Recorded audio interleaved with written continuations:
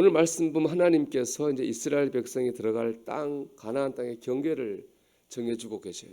내용을 보면은 이제 이 동쪽으로는 사해고요, 서쪽으로는 지중해 바다입니다.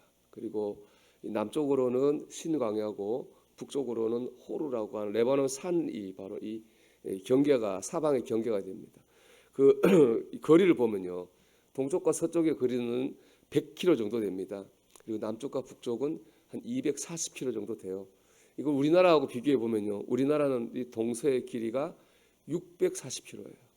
이스라엘이 100km라고 했으니까 이스라엘은 우리나라 땅에 동서로는 한 6분의 1이 채 안 돼요. 남북을 보면 우리나라가 한 1144km라 그래요. 이제 이스라엘이 240km라고 하니까 남북의 길이 보면은 우리나라의 5분의 1 정도밖에 안 되는 거예요. 이스라엘 땅이 우리나라의 동서로는 6분의 1, 남북으로는 5분의 1밖에 안 되는 작은 땅이에요.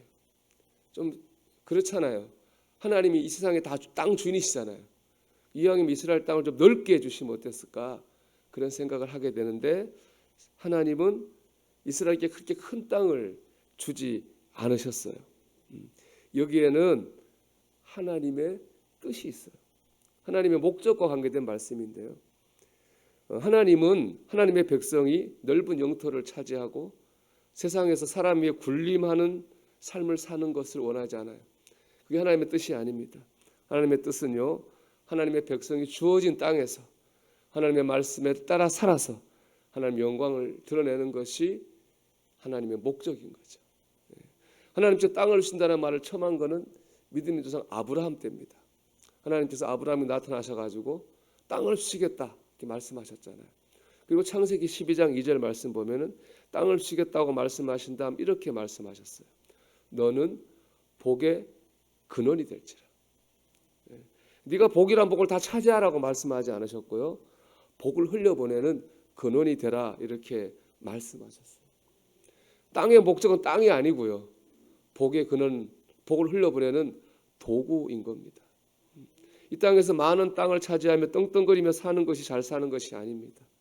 하나님이 주신 내 땅에서 하나님의 말씀에 순종해서 하나님의 영광을 드러내고 하나님을 전하며 사는 것, 하나님 전에서 영혼을 구원하며 사는 것, 이것이 바로 잘 사는 것입니다. 사사기 17장에 보면 이스라엘의 타락상이 나오거든요. 거기 미가라는 사람이 나와요.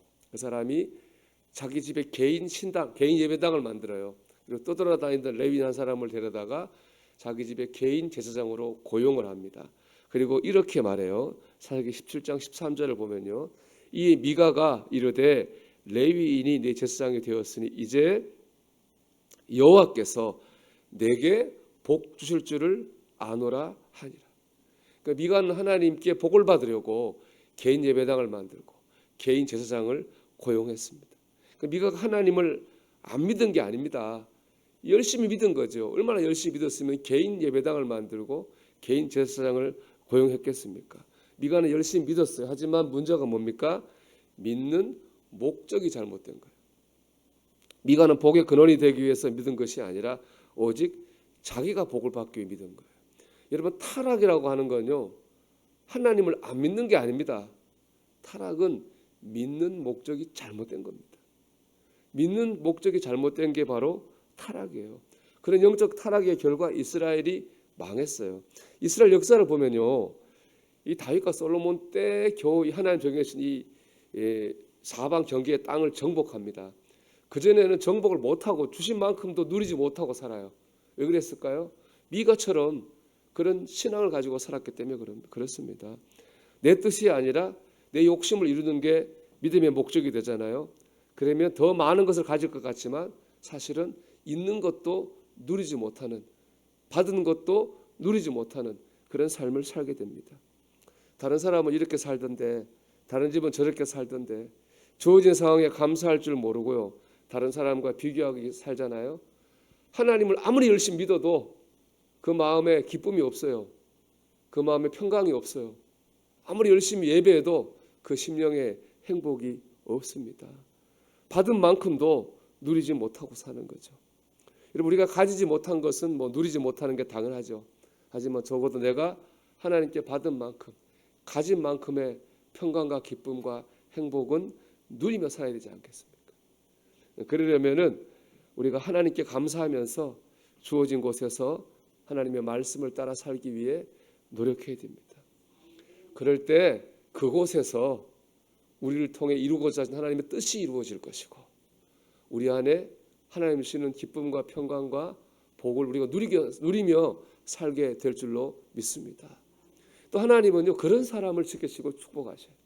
세계 역사를 보면요, 이스라엘보다 훨씬 더 넓은 땅, 강한 힘을 가진 나라는 수도 없이 많았어요.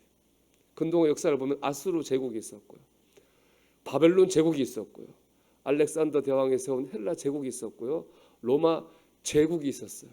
이들은 전부 다 이스라엘과 비교할 수 없는 넓은 땅과 강한 힘을 가지고 제국을 이루며 살았습니다. 여러분, 지금 그 나라 다 어디 있습니까? 사라졌습니다. 없어졌습니다. 이스라엘은 여전히 있습니다. 이스라엘은 여전히 강한 힘을 가지고 이 땅에 존재하고 있습니다. 하나님은 크고 강한 민족, 잘나고 뛰어난 사람을 붙드시는 분이 아닙니다. 하나님의 말씀대로 살아서 하나님의 영광을 드러내고자 하는 나라와 민족과 사람을 붙드시고 지키십니다. 그것이 이 인류 역사가 오늘 우리에게 증거하고 있는 겁니다. 여러분, 우리가 오늘도 가정, 직장, 사업장, 학교, 하나님께서 우리에게 주신 곳이잖아요. 우리 그곳에서 최선을 다해서 성실하게 살기를 바랍니다. 그렇지만 늘 중심에는 하나님의 목적이기를 바라요. 내가 주어진 자리에서 믿음으로 살아서 하나님 영광을 드러내야지, 하나님을 전하며 살아야지, 그것이 우리의 중심에 있기를 바랍니다. 그럴 때 하나님이 칭찬하시는, 잘 사는, 누리는 하나님의 백성으로 살게 될 줄로 믿습니다. 기도하겠습니다.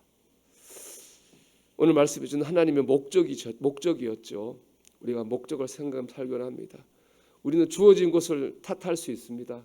그러나 하나님이 원하시는 것은 무엇입니까? 주어진 곳에서 하나님의 목적을 이루며 살라는 겁니다. 그리고 오늘도 주어진 곳에서 복의 근원으로서 하나님 주신 뜻을 이루며 살게 하여 주옵소서. 기도하겠습니다.